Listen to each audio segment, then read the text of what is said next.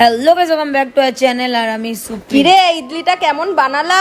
ভাট বকা বন্ধ কর, মনে আমার কথা বাদ দাও, আসল গল্পে আসি। তো চলো ভিডিওটা শুরু করা যাক। তো আমার ইডলি খেতে খুব ইচ্ছে করছিল, তাই মনে আমাকে দুদিন আগে থেকেই বলে রেখেছিলাম যে আমার ইডলি খেতে ইচ্ছে করছে। তো ও আমার কথা অনুযায়ী বাবাকে ফোন করে যা যা আনতে বলেছে, তো বাবা সবকিছু এনে ওকে দিতে না দিতেই ও সঙ্গে সঙ্গে বানিয়ে দিল ইডলি। আর আমার জান ভালো খাবার কখনোই খায় না, ও খাচ্ছে মোমো। আমি ওকে বারবার বললাম যে ইডলি খা আমার সাথে, কিন্তু না, ও খাবে না, কারণ ও ইডলি খেতে পছন্দ করে। আর ইডলির জায়গায় ও খাচ্ছে নারকেল। ও দেখেছো এদিকে মোমো এদিকে ইডলি। আর আমাদের প্রত্যেকটা বাড়ির অনুষ্ঠানে তো তোমরা একে দেখতেই পারো, তো কমন ব্যাপার। ইভান ইডলিটা খেয়ে তো বলছে ওর সেই লেগেছে। এবার আমি বলছি ইডলিটা কেমন, মোটামুটি খাবার ভালোই বানিয়ে নেয়। এবার এইটা শুনে ওর মাথায় গ্যাস উঠে যাবে। পর থেকে যেই কটা খাবার ও বানাবে সেই কটা সব থেকে ফালতুই হবে। বাদ দাও ওইসব, আজকে কেমন হচ্ছে আমি সেটা বলি। মনোমাকে বলেছিলাম ইডলি আর চাটনি বানাতে, কিন্তু সাম্বার আমি খাই না, তাই জন্য মনোমা সাম্বার বানায়নি। ইডলিটার মধ্যে একটু নুন কম ছিল আর চাটনির মধ্যে ছিল একটু নুন বেশি। যাই হোক আমি অ্যাডজাস্ট করে নিয়েছি। তারপরে মনোমাকে বলেছিলাম আমি ধোসা নিয়ে আসতে, আর মনোমা এদিকে ধোসা নিয়ে এসছে। দেখো ধোসা তো নয়, পাটি সাপটা নিয়ে এসেছে, যেটা খেতে আমার একদমই ভালো লাগে। সাথে এই চাটনিটা ছিল সেই লেভেলের ঝাল, কিন্তু কিছু করার নেই, খেয়ে নিতে হবে। আমি মনোমাকে দেখাচ্ছি এটা কি ধোসা বানিয়েছিলি? সিরিয়াসলি এটা ধোসা ছিল? যেহেতু ও ইডলির ব্যাটার দিয়ে বানিয়েছে তাই এটাকে অনেকটা ইডলি টেস্ট আসছিল। মনোমা বললো আজকে এটা খেয়ে ম্যানেজ করে নে, অন্যদিন আমি তোকে এর থেকেও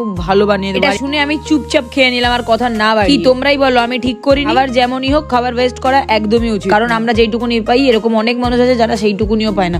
তাই যেটাই পাও সেটাকেই মন ভরে ভালোবেসে খাও। এখন আমি সেটাই করলাম। আবার যেদিন মনোরমা এরকম কিছু বানাবে আমি সেদিন তোমাদেরকে ওই ভিডিওটা শেয়ার করে দেবো। আজকের জন্য এইটুকুনি। ভিডিওটা ভালো লাগলে like comment share and subscribe করে দিও। দেখা হচ্ছে নেক্সট ভিডিওতে। ততক্ষণ ভালো থাকবেন, সুস্থ থাকবেন, টাটা।